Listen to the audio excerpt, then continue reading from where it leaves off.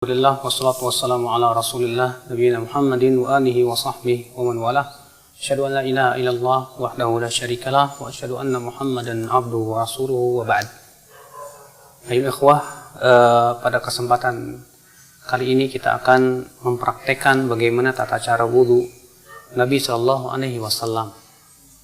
Namun sebelumnya ketahuilah bahwa wudu mempunyai keutamaan yang agung di sisi Allah Subhanahu wa taala. Di antara keutamaannya bahwa berwudu bisa menggugurkan dosa-dosa. Sebagaimana dalam riwayat Imam Muslim, bahwa tidaklah seseorang hamba mencuci kepalanya, wajahnya, kecuali akan keluar dosa-dosanya bersama tetesan terakhir dari air wudunya tersebut.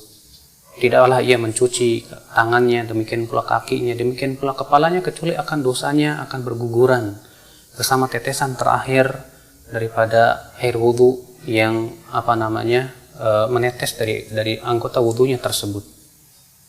Di antara juga bahwa kita dianjurkan untuk menjaga wudu, dan itu sifat seorang mukmin. Beliau bersabda, wala yuhafidhu 'alal wudu illa al-mu'min.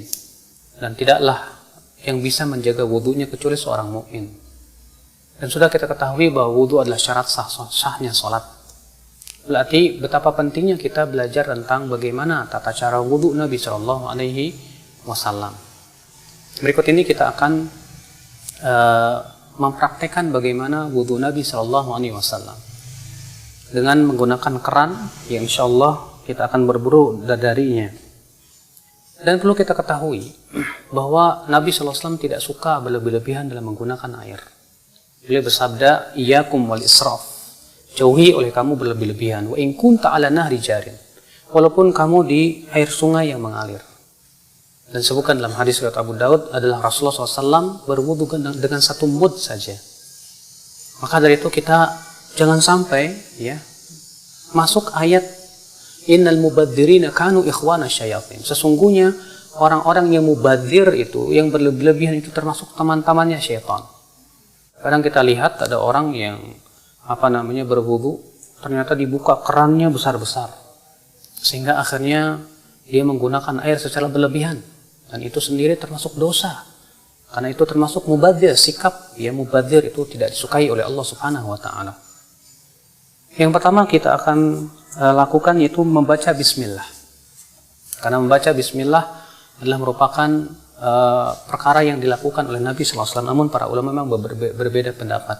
Apakah bismillah itu rukun ataukah ia hanya sunnah saja? Ya, Rasulullah bersabda, la salata liman la wudu'a lahu wala wudu'a liman lam yadhkur ismallahi alaih. Tidak sah salat bagi mereka yang tidak ada wudu, dan tidak sah wudu bagi mereka yang tidak menyebut nama Allah. Kita ucapkan bismillah.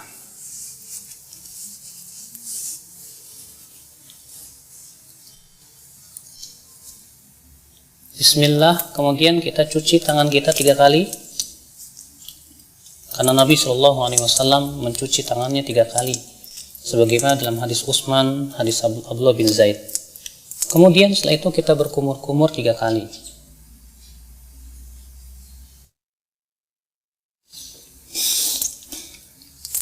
Ketika berkumur-kumur, kita ambil satu telapak tangan, kemudian kita masukkan air ke mulut, lalu ke hidung sekaligus. Lalu kita keluarkan dengan tangan kiri kita.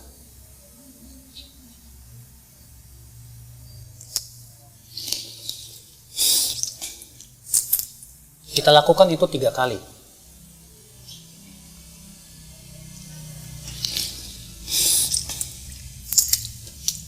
Setelah itu kita akan mencuci wajah. Dan batasan wajah terjadi ikhtilaf para ulama, apakah wajah itu dari sini ke sini, dan ini pendapat jumhur, itu mulai dari daging yang menyembul di sini, di telinga, sampai kepada ini. Sebagian ulama mengatakan bahwa wajah itu masuk padanya bagian kuping, bagian depan. Dan ini diriwayatkan dari Ali bin Abi Thalib. Adalah Ali bin Abi Thalib ketika mencuci wajah, beliau mencuci bagian depan telinganya. Ya.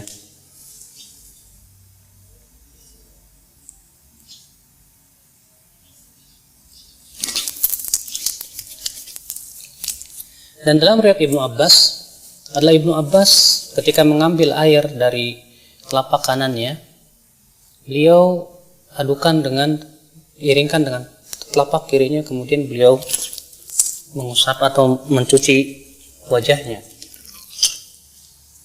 Kemudian dilakukan itu 3 kali.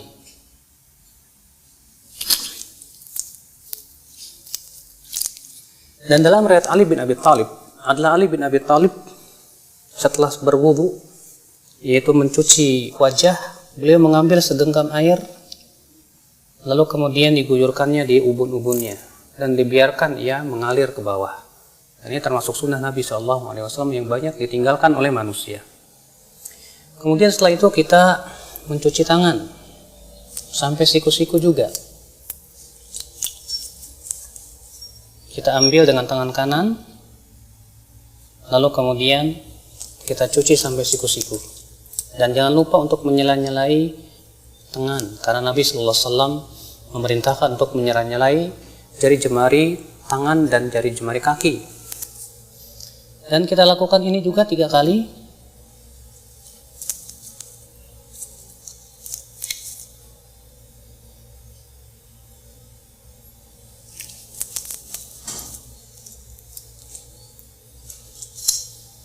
Kemudian setelahnya sebelah kiri.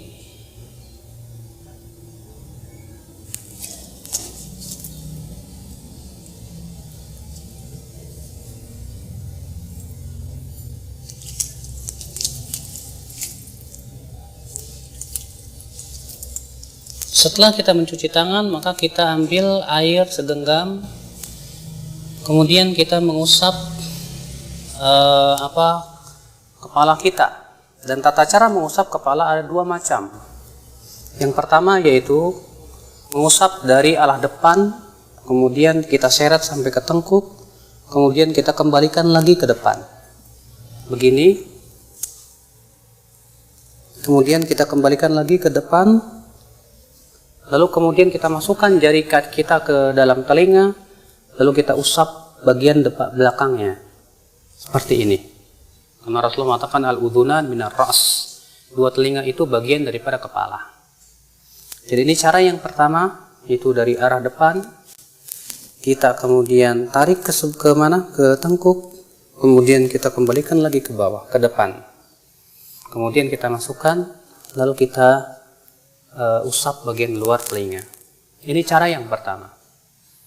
Adapun cara yang kedua, itu yang disebutkan dalam hadis riwayat Abu Daud juga dari hadis Rubai', bahwa adalah Rasulullah SAW mengusap kepalanya wala yughayyir min sya'ri syai'an. Beliau tidak merubah bentuk rambutnya sama sekali. Ditafsirkan oleh para ulama, yaitu mengusap rambutnya mengikuti alur rambut sehingga tidak merubah. Sebab kalau kita mulai dari depan seperti ini kemudian ke belakang, tentu rambutnya akan acak-acakan. Tapi Rasulullah SAW pernah melakukan supaya rambutnya tidak acak-acakan, itu dengan cara apa? Beliau mengikuti alur rambut, ya, dan mengusapnya hanya sekali saja. Itu dengan dalam riwayat Imam Ahmad bin Hanbal, beliau memberikan contoh, diambil air, kemudian dimulai dari tengah, lalu ke depan, kemudian dimulai dari tengah, lalu ke belakang. Ini yang dicontoh oleh Imam Ahmad bin Hanbal. Maka ini kata Al-Imam Al-Khattabi, khusus bagi mereka yang mempunyai rambut yang panjang. Ketika ia berwudu, ia tidak ingin rambutnya berubah. Maka pada waktu itu kita cukup usap kepala kita sesuai dengan alur rambut, sehingga rambut itu tidak acak-acakan. Ini subhanallah juga banyak tidak diketahui oleh banyak kaum muslimin, padahal hadisnya sahih atau hasan, dihasankan oleh Syekh Al-Albani rahimahullah.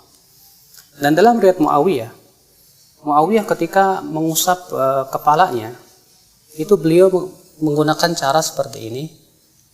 Diambilnya air, kemudian air ini diguyurnya di ubun-ubun, kemudian diusapnya. Seperti ini. Dan ini pun juga dilakukan oleh Rasulullah SAW. Dan itu boleh kita lakukan sekali-kali, karena itu juga dilakukan oleh Rasulullah SAW. Kemudian setelah itu kita akan mencuci kaki. Kita akan cuci kaki dan kita sela-selai dengan jari kelingking. Dalam riwayat Abu Daud demikian, Rasulullah SAW menyela-nyelanya dengan jari kelingking.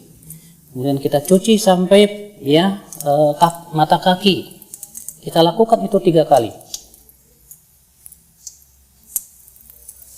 Kemudian sebelah kiri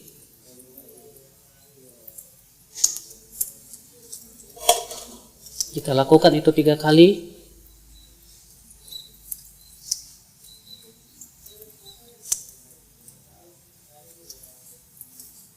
Selesai sudah berwudu. Lalu kemudian setelah berwudu dianjurkan kita mengucapkan asyhadu an la ilaha illallah wahdahu la syarikalah wa asyhadu anna Muhammadan abduhu wa rasuluh. Bisa ditambahkan Allahumma ij'alni minat tawwabin waj'alni minal mutatahhirin. Dan disebutkan dalam riwayat Tirmidzi, Rasulullah SAW juga mengajarkan doa lain. Ya, setelah wudu, yaitu subhanakallahumma bihamdik asyhadu an la ilaha illa anta astaghfiruka wa atubu ilaik. Rasulullah, siapa yang membaca ini setelah wudunya, maka akan distempel dan tidak akan pecah selama-lamanya sampai hari kiamat. Subhanallah. Rasulullah mengatakan, siapa yang mengucapkan setelah wudunya asyhadu an la ilaha illallah wahdahu la syarikalah wa asyhadu anna Muhammadan abduhu wa rasuluh, maka akan dibukakan untuk dia 8 pintu surga. Dia bisa masuki 8 pintu surga itu dari pintu mana saja dia masuk. Masya Allah. Lalu kemudian disunahkan kita untuk sholat 2 rakaat.